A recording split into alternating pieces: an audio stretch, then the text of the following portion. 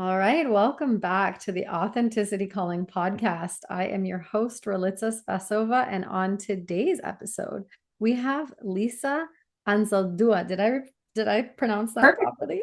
I feel like Perfection. thank you so much for joining us. And Lisa, please tell us a little bit about what you do, how you do, and what your passions are.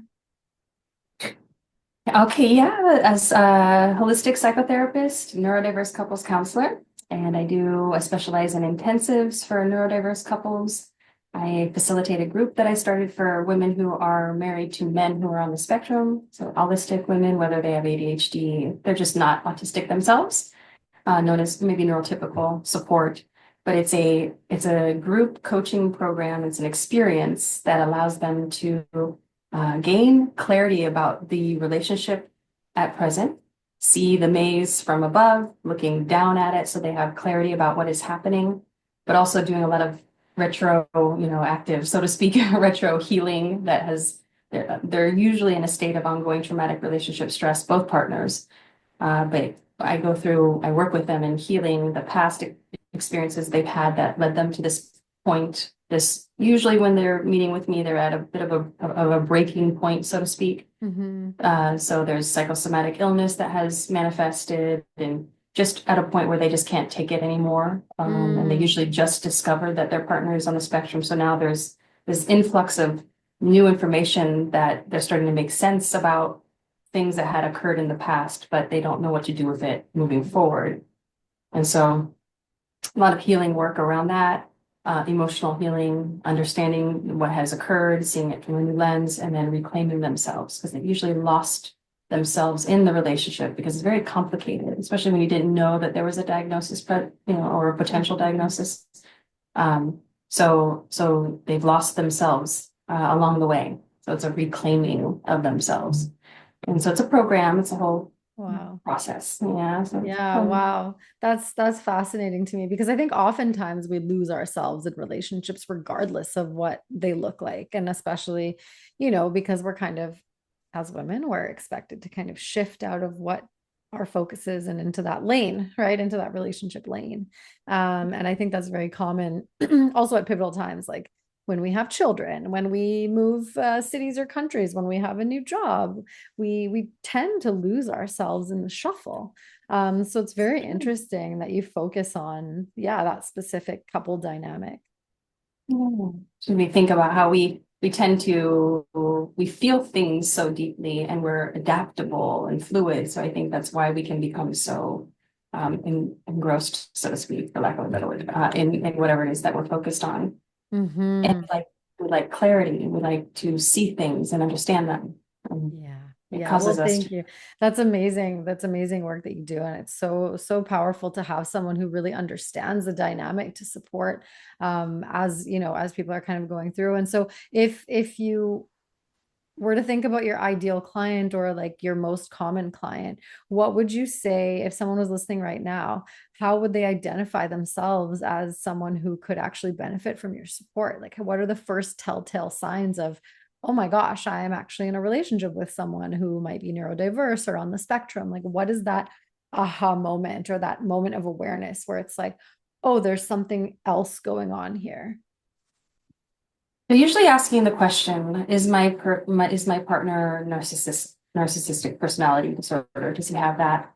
Or they hear the word Cassandra syndrome, which I'll dive into a little bit, or Yeah. a child has been diagnosed and then they think, oh, okay, interesting. And I know it's heritable. So they Mhm. start to question. Um, yeah. And so, yeah, so usually one of those three dynamics is when I love the term Cassandra syndrome. I know it's not an actual I've never heard DSM of it. diagnosis. Yeah. Yeah, it's not in the DSM or anything like that, but it is an actual syndrome. It's an actual challenge. It's really ongoing traumatic relationship stress, but unique to this dynamic. And so they hear it's essentially, unfortunately, neurodiverse folks, ASD, level one, usually level one, they've had to conform to society and a neurotypical society. So they had to develop parts of themselves that they would allow to show the world in order to get through a neurotypical world.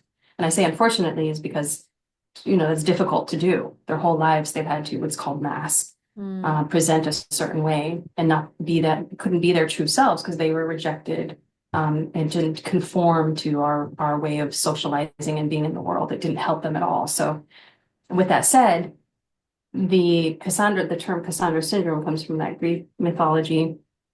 Nobody believed her. And so there's this dynamic that happens where usually these people, the ASD folks are very successful in their careers and manage socially well because they've learned to. And at home, they're very different with their spouse.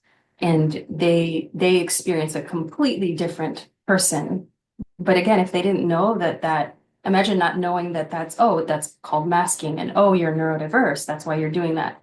It becomes a personal detriment, a personal threat. It's like but then you come home and you shut down and you have to be alone for days at a time. Of course, your partner is going to internalize that and think, I'm abandoned, you don't love me, and all the meaning that you can make from that. So imagine going through, and then of course, if children are involved and all of that, and there's an attachment that is then developed, and so if you can imagine that conundrum, that kind of dichotomy being present all the time, is very, very stressful for both people, obviously. So that's the term Cassandra. I know that it does not, apparently there's some pushback, so to speak, in the therapeutic community, and saying, it's not neurodiverse affirming. And I refuse to not use that term because I'm so grateful now that there's something that's getting their attention, because they come to me and they always say, I just heard about Cassandra syndrome. And I think, thank God there's something that we're calling this, Yes. And they feel like completely isolated and alone. They can't believe someone actually understands what I'm talking about. And so it's a beautiful thing, because then they know they're not alone. They know that their experience is in fact unique, and now they start to see there's a roadmap to come out of the dilemma. I love that. That's so beautiful. And that's part of the way.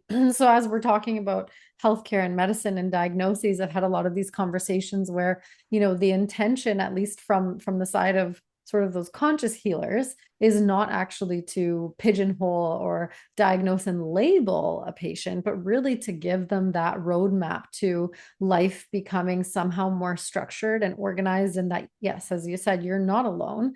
And now that you know that this is sort of the kind of category that the way that your mind works fits into, you can now use those tools to get yourself out of a difficult situation, or as you say, what did you call it? A neuro linear normal? What did you, in terms of neurotypical? So then the neurotypical now has a tools they can see their partner in a unique way. And then if their partner's on board with the diagnosis and potential of being on the spectrum, then they can learn the tools for them to be able to understand the neurotypical partner. So it goes both ways. Yeah. That's beautiful. And so what do you feel shifts once that awareness happens for couples, and once they have the tools? What's the biggest, I guess, for you as an observer and a therapist and counselor, what is the biggest shift that you see in relationships that really feels like, we've done some meaningful work here? Yeah, there are a lot of factors there, because I don't want to be too saccharine or too negative. I don't want to, it's not extreme. There, the perfect kind of combination of things for the best possible outcome to occur is the neurodiverse partner, neurodivergent person to realize and accept that they are, and then begin using the tools that from there. And there's internal family systems work that is done. There is then very, surface level, so to speak, ways of communicating. And there's, attending to the physiological needs in a new way because of burnout and that sort of thing. So managing the self in a very healthy, constructive way. And then tools for communicating between the two of them. Okay, so there's in a perfect world, right? Oftentimes, I'm going to say, though, however, is because, unfortunately, of the stigma, especially in our political climate now, that there's resistance to that potential of oneself. So they're not open. And if they're not open to, then what are you going to do, right? Mhm. You're sort of left with, unfortunately, you're going to have to, the holistic partner is going to have to work on their mind. What do they have control over? How can they start to see this dynamic differently? How can they use it as a mirror into what the work they can do I know they're exhausted, by the way. By the time they get to me, they're like, Mhm. I have to do more work. That's all they've been Yeah. doing. But it's a different kind of work. It's a Yes. self-nourishing, self-empowerment work. So Yes. they've got to come back to themselves and think about their well-being and Mm. then approach it that way. I Yeah. love that. I love that. And it's true because I think all sort of personal development and alignment, I'm going to say work, because not all personal development work actually brings you energy. A lot of it is actually really exhausting and I wouldn't recommend.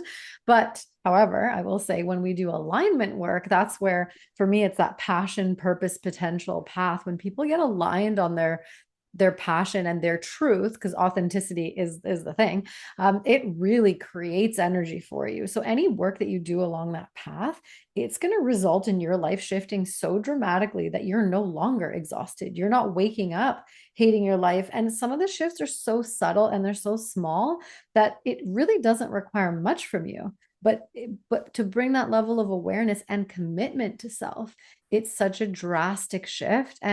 And so I just wanted to highlight that because it really lands for me that people think, oh, now I have to do the work and it's going to be such a huge investment, not just of money, but like time and energy and attention. But it doesn't require that much sometimes. Yeah, it's just a small shift into alignment. It's Yes. not even work, right? Yes. Because- Love it. Yeah. Yeah. I love that. Oh, that's And amazing. it's interesting that you said the smallest thing, alignment and attunement, it can have such a major impact. That is so true. Yeah. Absolutely. Yeah. Well, I mean, you shift paradigms, you shift Yeah. timelines, right? It's Yeah. like, going back to that matrix style, it's like if you're living on somebody else's truth, and I think that's the difficulty. You said, identifying people as narcissist or identifying people as whatever that is. I always remind people that like there is something within you that mirrors that actually attracted that. So as soon as you can identify the parts in you that attracted that, right? Like every narcissist matches with a codependent. Let's talk about that. What can Yeah. you take personal Precisely. responsibility for? And so I think it's a really empowering place to be, even if, as you say, the partner chooses not to actually identify or work on their own. Whether it's tasking, whether it's, personal work that they can do, whether they choose to communicate or not differently. I think the partner who is actually, as you said, neurotypical and in the relationship, once they start to actually do the work, everything around them energetically shifts and they're functioning from a different paradigm where they're no longer self-sacrificing or self-sabotaging or even looking outside of themselves for that validation. Because I think that's often how we lose ourselves. We forget about our own magic and what we're bringing and who we are Right. independently when we get into that relationship or when we take a new job, for example, or when we have a baby. We start to externalize that validation. Oh, am I doing good enough? How am I showing up in the role? Oh, is my partner responding to me? Do they, whereas in the beginning, you're kind of just, you are who you are, and you're kind of functioning on your own timeline. And so yeah, it's fascinating to reclaim that energy back. And I think the best couples, they actually, from what I've seen anyways, they have that level of sort of commitment and that same mission, but they maintain their individuality so that they Mhm. don't lose themselves in those kind of relationships.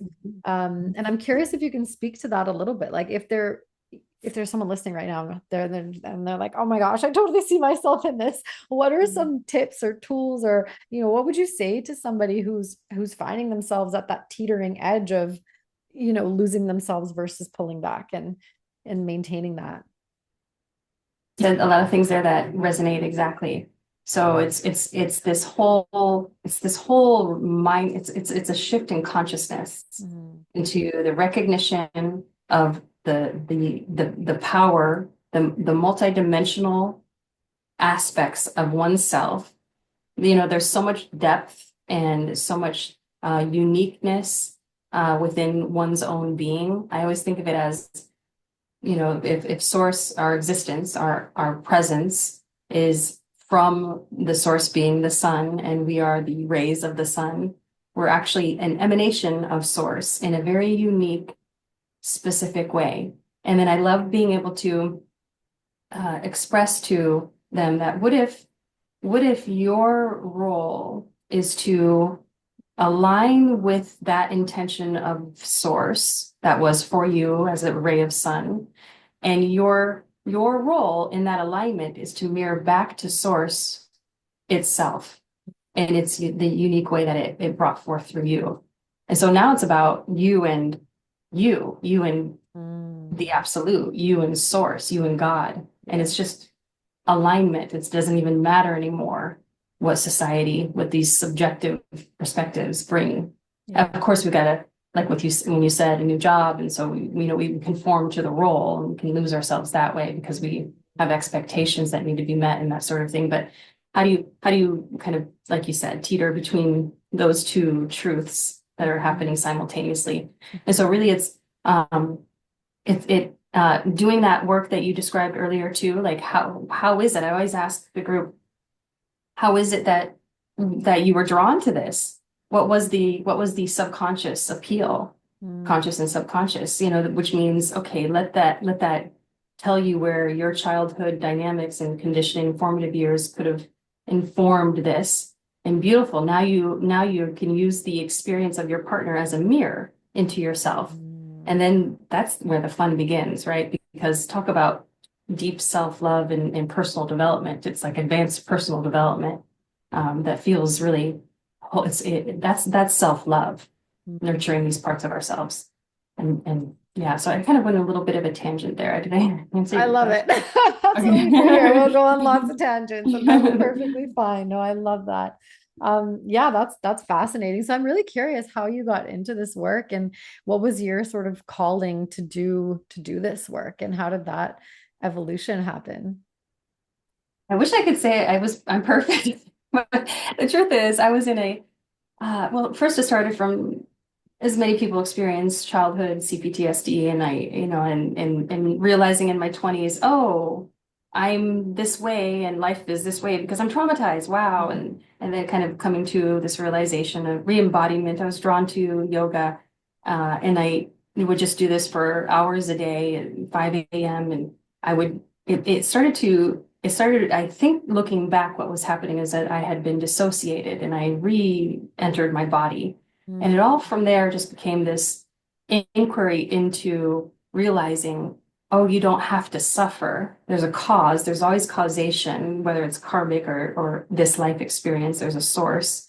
And then evolving my consciousness about what that means, to the extent now that I realize that I came into this life with this karmic inertia, so to speak, to overcome it, to become more like source in the way I'm perceiving it. Forced me. It is the thing I needed, the situations I needed to grow. You start shifting your paradigm about any circumstance or challenge that you're in right now to that, the classic, how it's for me, not against me. If you really sit with that, you're gonna transmute it. Yeah. Yes. And so, well, and then, so even though that sounds like amazing, like you would have thought that I would have been on top of it, but I was in a 20-year trauma bonded relationship, very, very controlling and manipulative in the whole thing.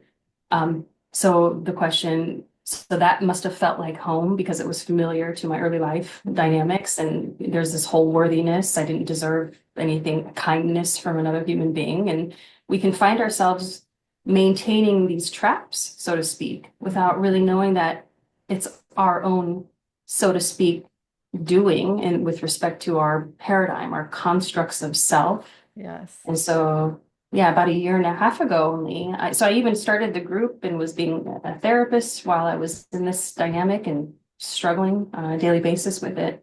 Still doing the spiritual work, but for some reason it didn't happen until one day, the classic was straw on the camel's back. Yeah. But I Light bulb realized moment that can't be denied any longer. yeah. And Yeah. boy, did it take courage and many dark nights of the soul getting through the energy of that transition, because you you're still stuck in those old thought patterns and beliefs about yourself. So Mhm. it's a gradual process, right? But I'm on the other side of it now. So, and now I can tell people, once you're on the other side of it, you're going to be like, you'll see it from a new perspective, and you'll wonder, and this is not to present shame, or you'll just have this complete clear awareness and think to yourself, I can't believe I let that go on for so long. But when you're in it, you don't see it. You That's just don't right. see it. That's right. Yeah. Well, having been in a very similar dynamic, I think basically my whole life up until about 2020, when I realized, when I had that moment of waking up, I talk about this sometimes, but in the bathtub where everything's just moving so fast. And I was like, "Gee, something's not right here," looking in the mirror and not recognizing myself. Like there's something really wrong here. And that moment of realization of who am I really? And then you start to do the deep work. But I'm really curious to ask, as you were dissociated, how would somebody who is dissociated identify themselves as dissociated for that level of awareness to hit? Like if someone was listening to this and they are actually dissociated right now, how would they know to identify that? Okay.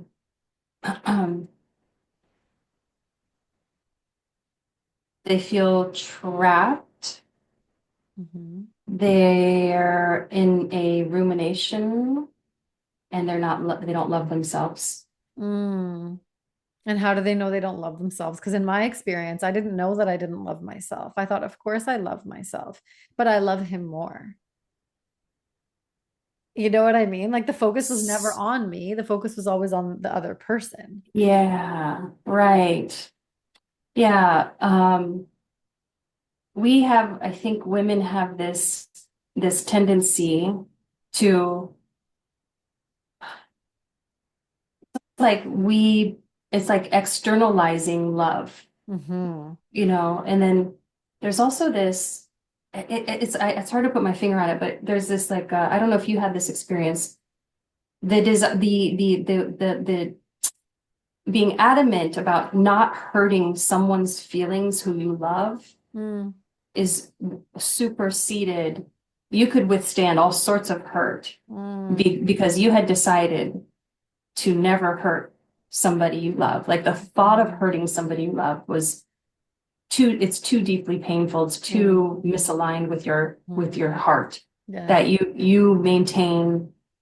We were so resilient that we just kind of cope with it. I don't know Yeah. if you had that sort of Yeah. um Big time. The terminology that comes, like the word or the thought, that the essence that comes is like that self-sacrifice.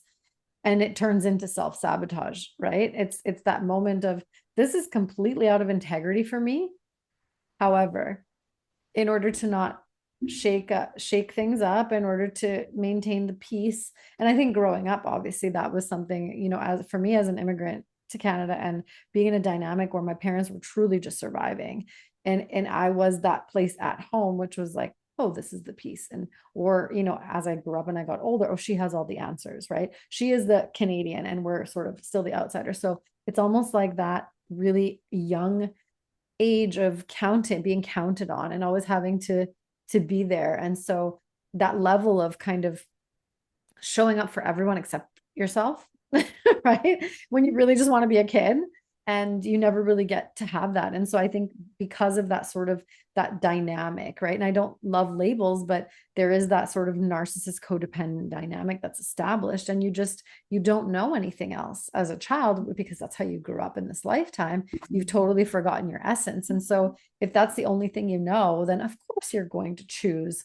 a similar type of love that counts on that codependent part of you to serve a narcissist, for example, right? And so that really lands for me. And that's something that for sure I didn't realize that was the dynamic at the time until I stepped away and I started seeing posts on social media. This is why I love the metaverse, because the metaverse, as it's listening, it's like, oh, you need to hear this. And I absolutely needed to hear some of those quotes and some of those posts. I would read them and I'd be like, oh my God. It's like somebody was just in the conversation that I was part of and is calling me forward to see myself.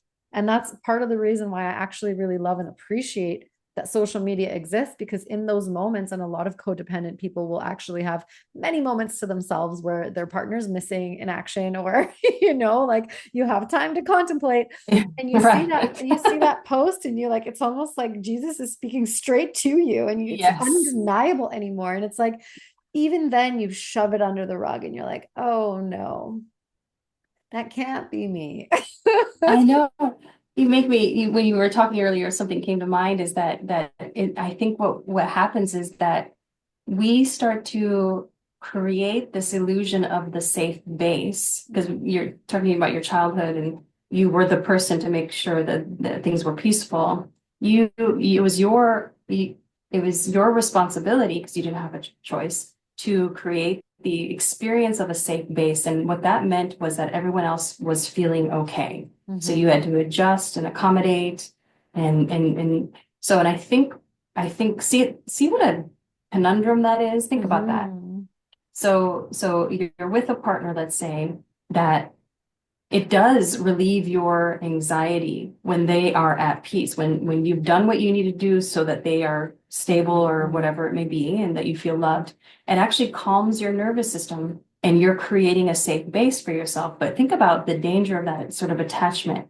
It's so deeply rooted, and it's a fantasy, right? But it's how you cope in the present moment. But think about how real that feels, because then when someone's presented to you in the metaverse and something about what you're going through that's perfect for you to hear, but you ignore it, is because you've just gotten back to a homeostasis in your nervous system, and that creates this kind of false sense of security. That's right. Yeah. Yeah, and rejecting our own needs. That's the other thing. I think that was the telltale sign for me is, again, what is your priority, right? What are your needs? And it's like, at the time, I don't think I would have been able to identify my own needs, because I was so far from who I am, and what I don't matter. My needs don't matter, right? Especially when we have children and we have that kind of a partner dynamic. And so, yeah, it's fascinating to get to that point of realization and be courageous enough to actually say, oh shit, this is me. This is actually what's going on here. And then it's almost like the rose colored glasses come off, and suddenly you see everything that's wrong with it. Yeah. And it's like that moment of awareness is so daunting. So what would you say to someone that is maybe at that place and sees that, oh my gosh, I actually dissociate to create safety, that illusion of safety. But the truth is actually this, and now I'm willing to face it. It's like, when they're in that moment, what would you say that can like help to ground and give that hope, or, The divine. the silver lining? The divine, like Yeah. your connection with source. Say more. Yeah. Had I not had, because it all starts to be, it's hard to trust yourself. It's hard to trust others. It's hard to trust the other person. It's hard to trust the dynamic. It's hard to trust social media. It's hard to, you kind of, because you could see it as bright as day, but then inertia kicks in, and fear about what's on the other side of that realization, that can dominate your choice to stay or go, or to, acquiesce. What is familiar is the ego thinks is safe, right? So even though it's not, potentially. So you're gonna have to really, like you said, that courage, but also there's something, if it weren't for connecting with source, with the divine, with what I call my spirit guides, however you want to define it,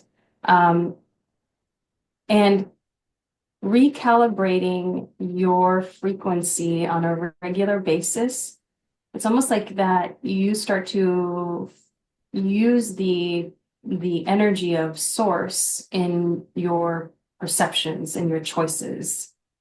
So it's like you and the highest truth are working together, as opposed to, it's too confusing when people have different perspectives, and you don't know if it's just because of the algorithm that you came across that thing. And so what if you're wrong, and the fear of what's on the other side. Here's another thing that I think is really important to do is to map out potentials, because if you're fearing what's on the other side of that transition, if you were to really map out the trajectory of what you think will happen, again, this is very limited. It's only because of your past and your limited perspective. So, but explore that trajectory. And when you do, when you come across a roadblock, a very scary one, like, will I be able to support myself financially? I mean, that's such a real, remember, so let's say the answer to that is no, I won't be able to do the math. I won't be able to. Okay, roadblock. Now think about, we have to expand our consciousness, right? Because when we do that, when we're working with source, we're also expanding into potentials that we otherwise wouldn't see. Mm-hmm. And when we do this exercise, you ask questions like, how could I get out ahead of that? What resources do I have internally and outside of me that would prevent that hurdle from happening? And so you start kind of mapping it out in both. And you can do that for staying, because again, I just want to point out that I'm not an advocate for, like, just because if you're in a neurodiverse relationship, because I know we started there. And when I say allistic, I want to make sure that I mean neurotypical. It sounds like autistic, but I'm saying allistic, the allistic partner, neurotypical partner. They're often at this crossroad because there are limits to what their partner can do. And there are limits to how much they can accept and how much they can do for their partner, both directions. And they're often met with that, should I stay or should I go? It's very, and so I say, let's look at the truths about, if you stay, this will likely occur. Mm-hmm. And then do the mapping out, getting out ahead of it. And if you don't do the same sort of, so you're not feeling trapped and stuck, Yeah. Mm-hmm. So the reason why I said that, why I went back to that was just because I'm talking about the trajectory of leaving. Mm-hmm. And I only mean that if it's unhealthy, obviously, like what we kind of started talking about. Mm-hmm. Yeah. No, I really appreciate you mentioning that, because I think a lot of times we think leaving is the only choice because, we've gotten ourselves to this point, and now this level of awareness brings us the shame, the guilt, the anger, the frustration, and so we tend to, again, internalize instead of actually see it as, well, wait a second, the gift of this experience is that I actually learned to be resilient. I learned to love someone unconditionally. I learned to do all of these. It can be a beautiful experience if we look back with the lens of the divine, right? And really to be able to see actually this as an opportunity, as a shifting, as a change. I don't like to use change. I use shift because I think there's a lot of change resistance in the general population, but it's a shift into seeing and showing up in the relationship differently, empowered, and from a place of that unconditional love and sourced, right? Sourced with the truth of the divine. And that's the thing, I think, when we breathe life into our purpose and our mission and how and why we actually we chose, because if we go back to soul contracts, we chose our life and the people that are going to be in it to push us into this growth edge, right? This experience. And so if we're able to look at it with that lens of grace, staying is actually not scary anymore. It's like, oh, I get to have a whole new take on this relationship based on how I'm going to choose to show up. And I wonder what's on the other side of that, because it doesn't have to be this, shut the door and walk away, which I think is the way that we deal with a lot of these moments of awareness of that sort of, oh, I've been dissociated and now suddenly I'm back into my truth of the experience. And then we go into usually other people's judgments. Oh, my mom told me from the beginning, or my best friends, like, stop talking to me because I chose to stay in this, or whatever it might be. And we think, okay, they must be right. I must be wrong. So instead of just leaving, there is a whole other side to this. And so I really appreciate the work that you do, because it gives that level of hope and clarity. And I think for me, it's that life experience will give us the opportunity to shift into a different dynamic. And then what does the relationship look like when we're back into our most authentic self, or maybe for the first time ever, able to actually show up authentically and say, well, wait a second, this actually doesn't work for me.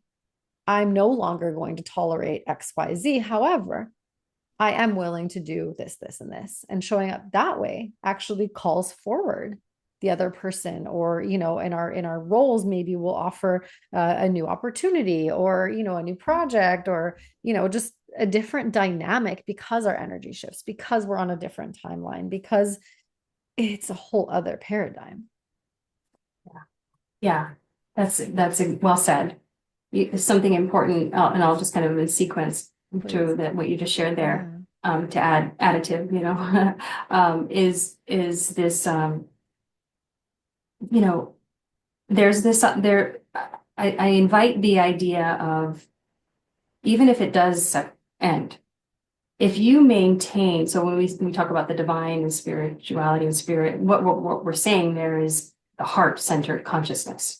If you maintain, so there's a balance between wisdom and heart-centered consciousness, if you choose to release this person with love, even if they're behaving terribly towards you and they're stuck in their ego and their karmic lessons and they're going through their things, it's not our job to, we enacted something for them in their evolution. Otherwise we wouldn't have been engaged or together in that capacity. But then we've got to surrender that.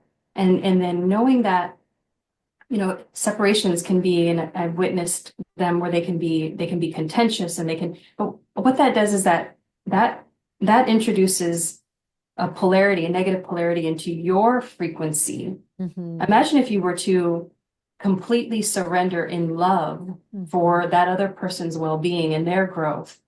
And of course, with boundaries if they're hurtful or that sort of thing. But you deciding that this is not their true self, this is their ego construct in this lifetime that they're working through, with us. So without judgment, so releasing judgment, releasing blame, releasing even all the past hurt that you've experienced. Know, like you said, that this is part of your soul family. Imagine that you ask them to show up this way in your life for some sort of soul evolution. That's right. And so just leave the situation as best you can, stay in the heart.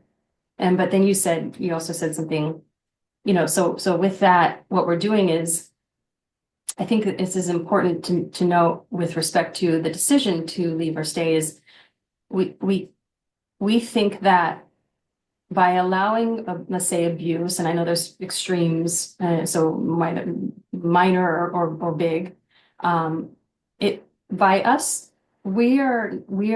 staying within that dynamic, we are bringing a negative. It seems like the positive thing to do. It seems like, I love this person, so I'm going to withstand this.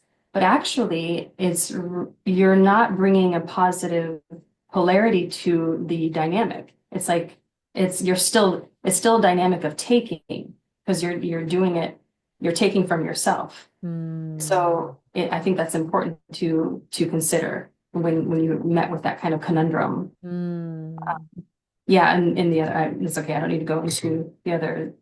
You said something that was beautiful, was just essentially how they then will begin to respond differently to you, because it's all our projection anyway. I'm sure you heard about that research project, how people who had a connection to somebody would start to see them in a new light, and then their behaviors would start to change to acquiesce, to match that way. And there's a lot of evidence of this being the case. So there's, to an extent, to a large extent, that happens as well. So when your consciousness expands, you're different. They're going to be different towards you. You're going to see them differently. Absolutely. Absolutely. And it's not just a perception. It is literally what you're inviting. Again, on a different paradigm, you're inviting the person into that exchange, right? That polarity. What is now pulling is not the taking that you say. It's a generous sort of harmonic space that they can choose to be part of or not, right? And if they don't, then if it doesn't resonate, then it's natural. It's a natural falling apart. They can choose to be part of or not. Well said. Because, you're not controlling their will. They have their own willpower. Yeah, so it's their choice. The ball's in their court. Either you're kind to me and respectful, or you're not. And if you're not, I'm not going to try to override your free will. And you're not going to override my free will. And so that's the boundary. Yeah, I Yeah. love it. A very wise man in my life once said, lead with love and leave with love. And that is something that is so powerful because when we can actually deeply surrender, right? Really surrender and trust that, hey, everything in our lives happens for a reason. And at some point, if it no longer resonates, then we're actually doing everyone a disservice, as you said, to stay. And it's that level of awareness. It's like you can be doing something that's out of integrity for years and not actually realize it. However, the moment you have awareness, you are now consciously choosing. You're not unconsciously staying in it because of some karmic pattern or dynamic that you signed up for spiritually. But now that it's a conscious choice to stay despite knowing, that's where we're creating that negative karma or that opposite sort of dynamic where now we should be taking that personal responsibility for showing up differently, right? And sometimes we do that for some time and then we realize, okay, this is actually not it for anyone. Yeah, really well said. Yeah.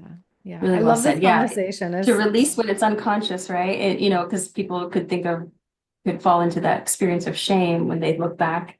But you weren't, how would you have known? You weren't aware. You were not even if you are aware and you still have, you're not going to be perfect. You're still going to make some mistakes, even giving yourself grace there too. But yeah, I think that releases any sort of shame is just accepting that you couldn't have known any better.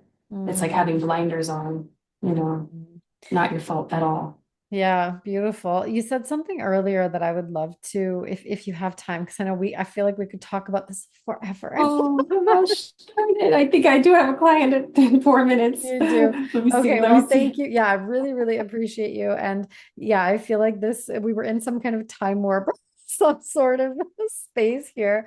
We entered a Yeah. portal, but I would love for you to share how people can get in touch with you if they really resonate with what you shared, if they feel that they're in this sort of dynamic and they could really use your support, or even where they can find you on social media just to kind of learn more about what you do and yeah, where you share your wisdom.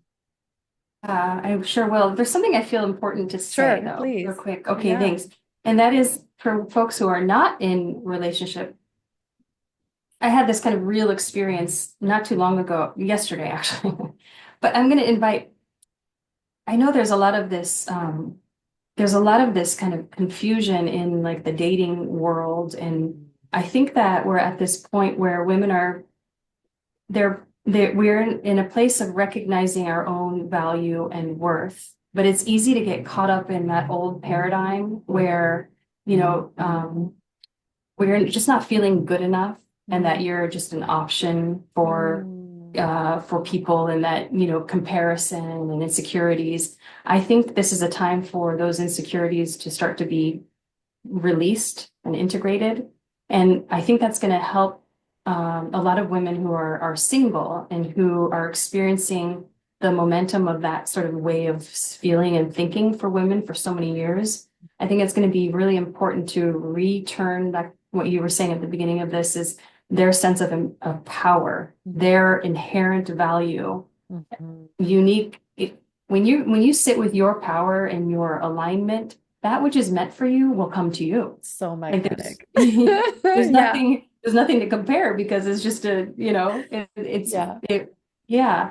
So I just want to just mention that. I love that. I love that you shared that because it's so, so important that each individual honor their uniqueness and their authenticity. And absolutely, if you feel like an option, it's probably not your place, babe.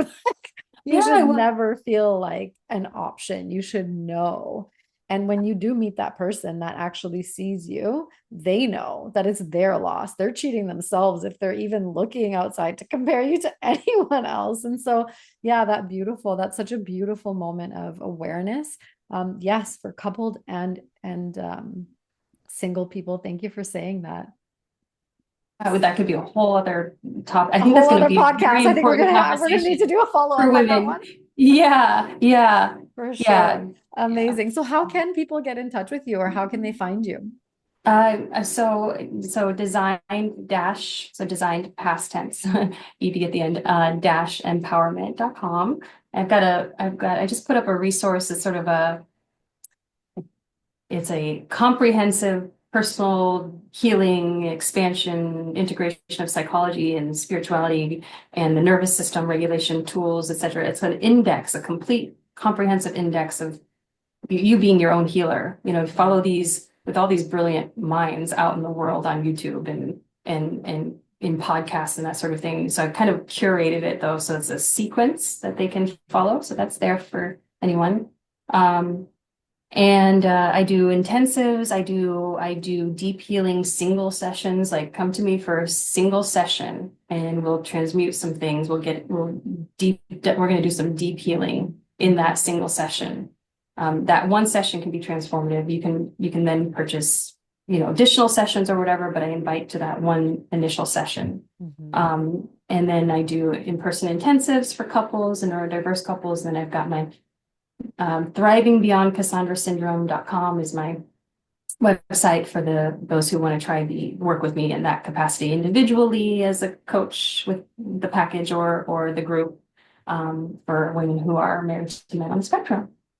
I've got a guidebook there. There's a framework that I created, so to speak, in working with so many neurodiverse couples, and my own experience, I realized they need a pathway, they need a framework. So I've got that kind of listed there as a guidebook for that. Amazing. Amazing. Well, thank you so much, Lisa. Thank you for all that you do. Thank you for your love and your passion and your true commitment to service, because this is something that absolutely is so needed in the world. And you're doing such an amazing, beautiful job. You're radiant heart and soul. I love you. I thank you. And I so deeply appreciate you. Thank you. Thank you so much. Time. Yes. Thank you. Let me cry. Thank you. Okay. Alrighty. Bye-bye. Thank you. Thank you. Bye.